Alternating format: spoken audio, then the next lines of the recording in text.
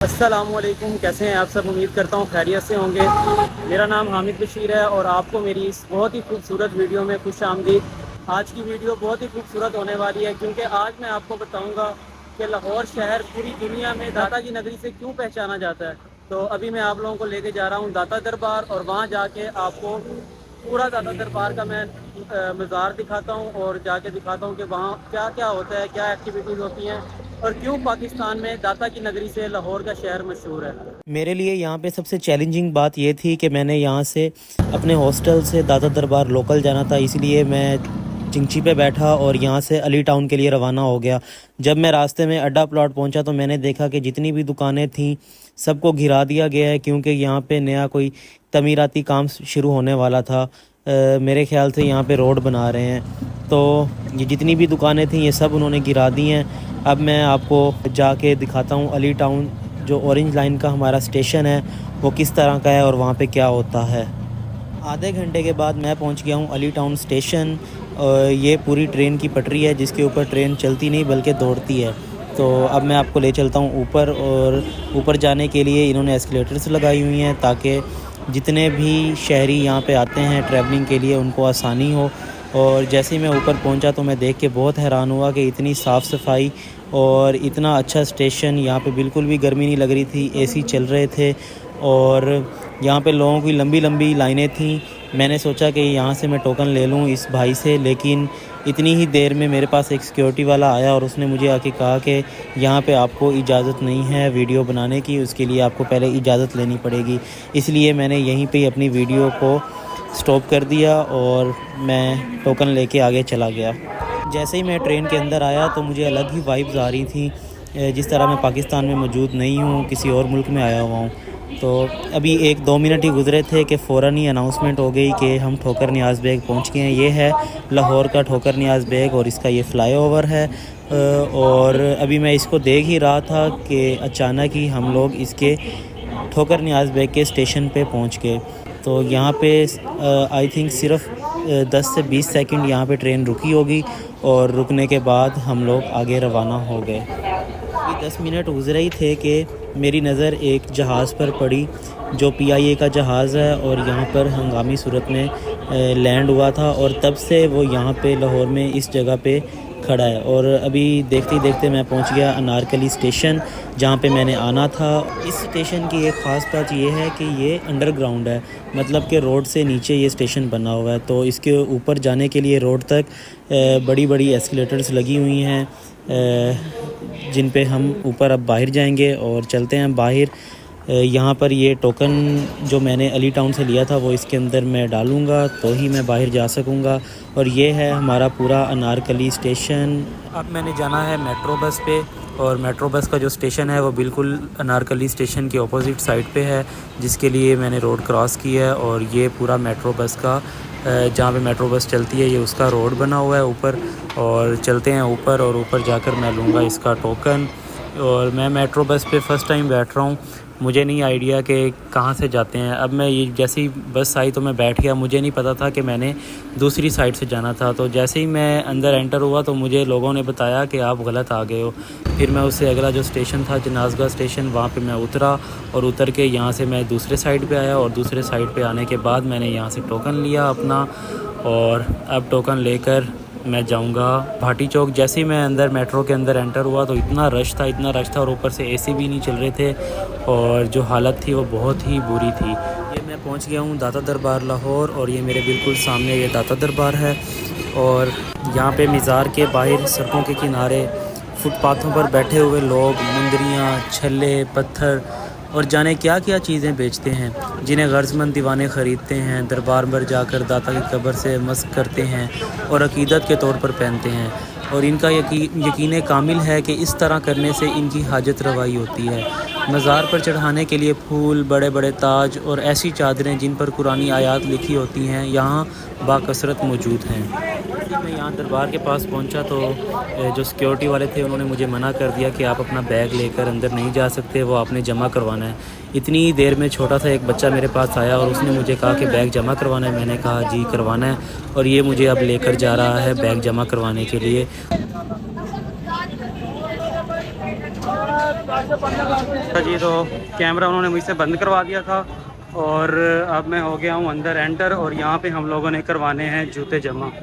ये सारे जूतों वाले हैं और यहाँ पे कहीं पे भी हम मतलब अपना जूता जमा करवाना है हमें।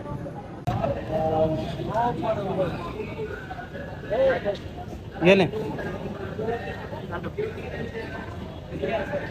कितने? ठीक। अच्छा जी तो यहाँ पे आने के बाद जूते वगैरह जमा करवा दिए हैं और नमाज़ हो रही है। जल्दी जल्दी वज़ू करते हैं और वज़ू करके नमाज़ पढ़ते हैं। नमाज़ पढ़ने के बाद मैं ये आपको सारा मतलब जो जो चीज़ें हैं यहाँ पे इस दरबार में वो सब कुछ मैं आपको नमाज के बाद दिखाऊंगा।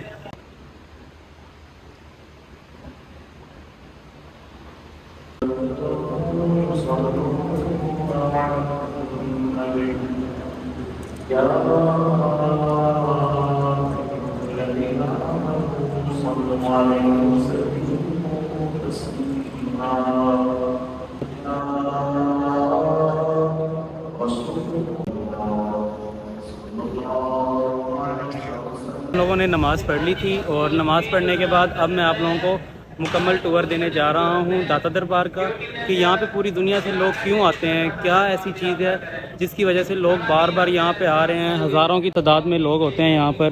अच्छा जी तो यहाँ पे मैंने अपना जूता दिया था और यहाँ से हम लोगों ने वज़ू किया था नमाज के लिए। और ये मुकम्मल सहन है दाता दरबार का। आगे चलता हूँ और आगे चल के आप लोगों को दरबार दिखाता हूँ, ज़ियारत करवाता हूँ और उसके बाद मस्जिद वगैरह और जितना इसका स्ट्रक्चर है वो सारा मैं आपको दिखाता हूँ। आपका पूरा नाम शेख सैयद अबुल हसन हजवेरी है, कुनियत अबुल हसन, लेकिन अवामुन नास में गंज बख्श या दाता गंज बख्श के नाम से मशहूर हुए। आप 400 हिजरी में गज़नी शहर में एक बस्ती हजवेर में पैदा हुए। आपके वालिद का नाम पीर उस्मान हजवेरी है। दाता साहब से मुतल्लिक लिखी गई किताबों का बगौर मुताला किया जाए तो पता चलता है कि सरकार किसी ख़ास लिबास के हक़ में ना थे।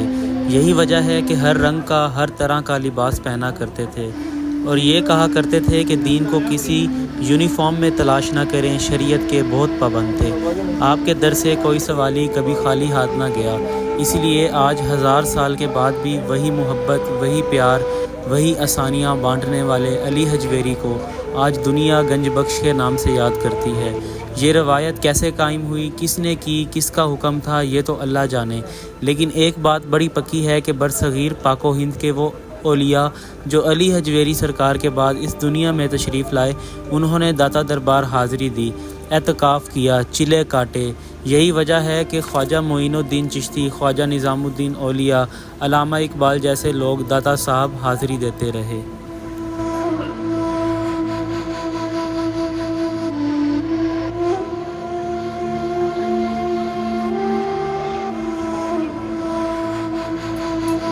ये जो दरबार का हिस्सा है इसे ग़ुलाम गर्दिश कहा जाता है और यहाँ पर एक पानी का चश्मा मौजूद है। लोग यहाँ पर आते हैं, पानी पीते हैं, फैज़ याब होते हैं। और इसी चश्मे के बारे में इम्पोर्टेंट बात यह है कि इसके गिरदो नवा में लोग मुसलसल कुरान ख़वानी करते रहते हैं।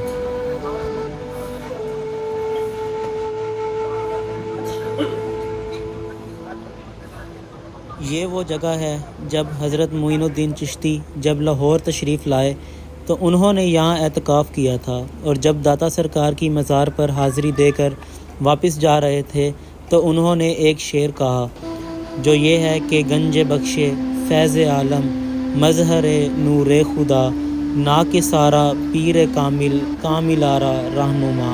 और वो शेर आज पूरी दुनिया में मशहूर है। इसकी वजह यह है कि अली हजवेरी दाता सरकार अपनी ज़िंदगी में यही गंज बख्श नाम से मशहूर हो गए थे। मोहब्बत लुटाते थे, प्यार लुटाते थे और सरकार के पास जो कुछ होता था वो अल्लाह के बंदों में, अल्लाह की खलकत में बांट दिया करते थे।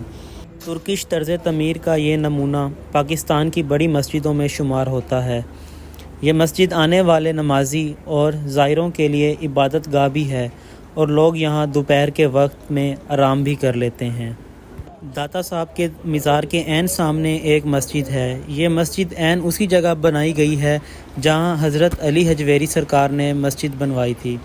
इस वक्त इस मस्जिद की तमीर पर एतराज़ ये हुआ था कि इसका किबला का जो रुख है वो थोड़ा सा जनूब की जानिब है। जब लोग आए तो दाता साहब ने इमामत करवाई तो जितने नमाजी थे उनको मस्जिद के ऐन दरमियान में खाना काबा दिखाई दिया गया और कहा जाता है कि ये करामत भी थी और किताबों में भी इसका ज़िक्र मिलता है। दाता साहब के उर्स को गुज़रे हुए अभी 4 से 5 दिन ही मुकम्मल हुए हैं और यहाँ पर मीज़ार का तमीराती काम शुरू हो गया है।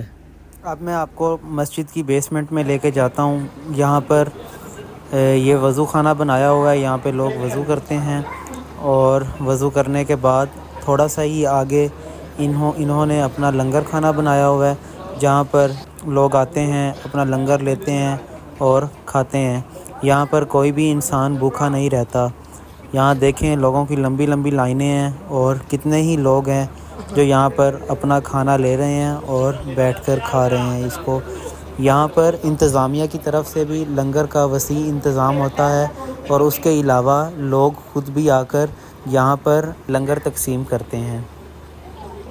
ये था बेसमेंट में लंगर का सिस्टम। अब मैं आपको दिखाता हूँ कि बाहर रोडों पर कैसे लोग आते हैं और देगे लेते हैं और लोगों में तकसीम करते हैं। ये यहाँ पे पकवान सेंटर बने हुए हैं, यहाँ पे बनी बनाई लोग देगे लेते हैं और इसको लोगों के अंदर तकसीम कर देते हैं। और ये बेसमेंट में नीचे इन्होंने फ्री डिस्पेंसरी बनाई हुई है। अगर किसी की भी तबीयत ख़राब होती है तो वो यहाँ डिस्पेंसरी में आएँ और आकर अपनी दवाई ले सकते हैं। और इसी बेसमेंट में एक अंग्रेज़ की कब्र है जो हज़रत दाता गंज बख्श अली हजवेरी की मशहूर किताब कश्फुल मजूब का जब मिस्टर निकलसन ने तर्जुमा किया तो पूरे यूरोप में ये तर्जुमा बहुत ज़्यादा पॉपुलर हुआ। इस वक्त के एक अंग्रेज़ फ़रूक अहमद लिनार्ड ने जब कश्फुल मजूब का मुताला किया तो इतना मुतासिर हुए कि इस्लाम कबूल कर लिया। फ़रूक साहब फिर लाहौर वापस आए और अपनी बाकी पूरी ज़िंदगी हज़रत दाता गंज बख्श अली हजवेरी के कदमों में ही गुजार दी। जब फ़रूक साहब फ़ौत हुए तो उन्हें दाता साहब के मज़ार के पास ही सपुर्द खाक कर दिया गया।